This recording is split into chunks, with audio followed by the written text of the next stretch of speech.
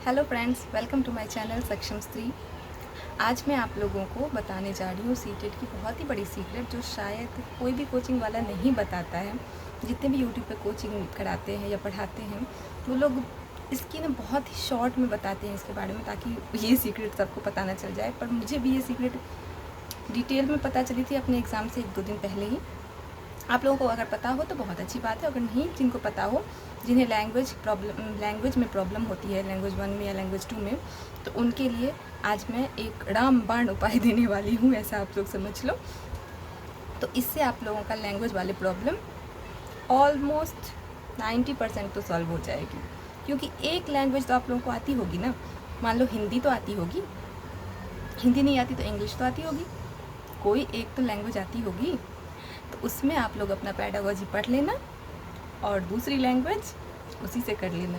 तो बस देखते जाओ मेरा ये टॉप सीक्रेट जो सीटेट का सीक्रेट है, और सबको नहीं पता होता है, इसलिए मैं ऐसा सीक्रेट कह रही हूँ। नहीं तो ये सीक्रेट तो है नहीं, सबको पता होना चाहिए इसके बारे में।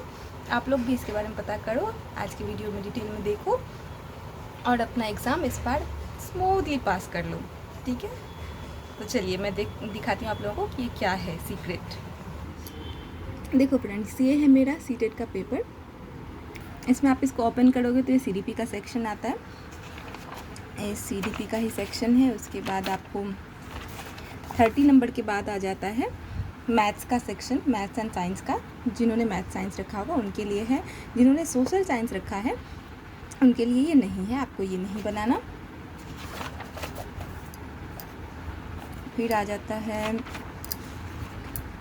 क्वेश्चन नंबर 90 जब आ जाएगा ना, उसके बाद आपका आएगा सोशल साइंस वालों का सेक्शन। तो ये रहा सोशल साइंस वालों का सेक्शन। ये सोशल साइंस वालों को बनाना है, मुझे भी बनाना था क्योंकि मेरा भी सोशल साइंस ही था। तो इसके बारे में आपको बाद में बताऊंगी, एक डिटेल वीडियो इस पे बनाऊंगी। अभी मैं लैंग्वेज पे चलती हूँ क्योंकि मुझे लैंग्वेज के बारे में आप लोगों को बताना है।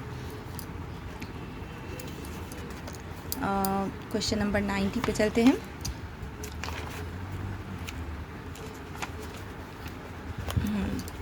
ये रहा, हाँ ये रहा पार्ट 4। फर्स्ट लैंग्वेज जो है वो हिंदी मैंने सेलेक्ट किया था फर्स्ट लैंग्वेज में, और सेकंड लैंग्वेज मेरा इंग्लिश था। तो मुझे इंग्लिश में पेडागोजी समझ में नहीं आती है। पैसेज तो मैं समझ लेती हूँ थोड़ा बहुत, इतना ज़्यादा नहीं, लेकिन इंग्लिश में पेडागोजी मुझे समझ में नहीं आती, पर हिंदी में समझ में आ जाती थी। आप ये समझ लो कि मुझे आधी हिंदी में समझ आती है, आधी इंग्लिश में समझ आती है, कोई वर्ड कन्फ्यूजिंग हो जाते हैं। तो जैसे पैसेज तो सॉल्व कर लिया मैंने, मुझे हिंदी का पैसेज मुझे अच्छे से आ जाता है, हो जाता है, पैसेज सॉल्व कर लिया। 90 नंबर क्वेश्चन से 91 से आपको बनाना होता है। अगर आपका पेपर 1 भाग 4 में लैंग्वेज 1 हिंदी है तो लैंग्वेज 1 हिंदी है तो 91 नंबर से आप हिंदी को बनाओगे। अगर आपका लैंग्वेज 1 इंग्लिश है तो 91 क्वेश्चन नंबर से आप इंग्लिश का बनाओगे, ठीक है। तो ये रहा, ये देखो ये है ना। अब यहाँ पे आपको ये सब पैसेज वाला है, ठीक है। पैसेज वाला आपका ख़त्म होते ही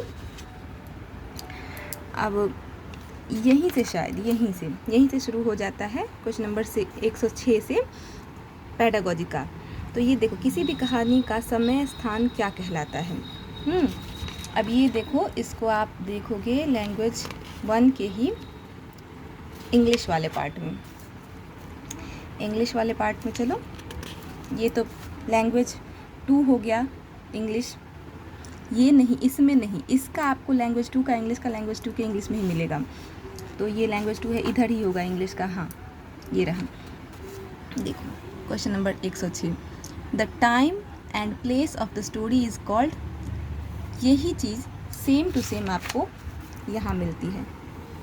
देखा, भाषा एक हिंदी जो है उसका पेडागोजी, पैसेज नहीं पेडागोजी, लैंग्वेज 1 इंग्लिश से मैच करता है। लैंग्वेज 1 इंग्लिश से मैच करता है। आप देखो, एक क्वेश्चन मैंने आपको दिखा दिया, आप दूसरा क्वेश्चन भी आप देख लो, दूसरा भी होता है ऐसा सेम टू सेम। जैसे कि देखो, भारत में बहुभाषावाद के संदर्भ में क्या समझाना ज़रूरी है, या आप लोग के लिए क्या समझना ज़रूरी है। यही चीज़ आपको सेम टू सेम इंग्लिश में 107 नंबर का question, multilingualism in India intense teachers to understand. देखो वही क्वेश्चन है, ऐसे ही आपके क्वेश्चन नंबर 120 तक सेम टू सेम होंगे। 120 श्रवण में क्या शामिल है, श्रवण यानी कि लिसनिंग से संबंधित है, लिसनिंग इन्वॉल्व्स, देखा पूरा सेम टू सेम है। अब चलो, अब मेरा तो लैंग्वेज 1 हिंदी था तो ये तो बन गया मेरा। अब देखो जैसे लैंग्वेज 2 है, ये मैंने इंग्लिश सेलेक्ट किया था, तो इंग्लिश में पैसेज तो आपको खुद से करना पड़ेगा, ये आपको PYQ से ही होगा और कोई ऑप्शन नहीं है। तो पैसेज करने के बाद जैसे ये तो पैसेज के ही क्वेश्चन हो गए, उसके बाद आ जाता है पेडागोजी पे। दूसरा पैसेज है, 2 पैसेज आते हैं, फिर उसके बाद आते हैं पेडागोजी पे।